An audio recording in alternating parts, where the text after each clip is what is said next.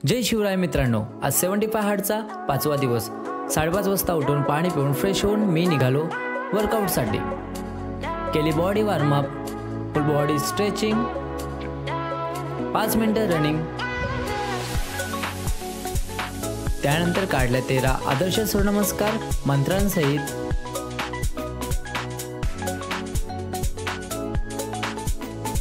काढल्या 60 बैठका, त्यानंतर काढले 60 जोर, 60 पुशअप्स, बॉडी स्ट्रेचिंग, ड्रायफ्रूट्सचा नाश्ता करून मी निघालो जॉबवर। 7:30 वाजता घरी पोहोचल्यानंतर स्नॅक्स करून फ्रेश होऊन मी निघालो सेकंड वर्कआउटसाठी।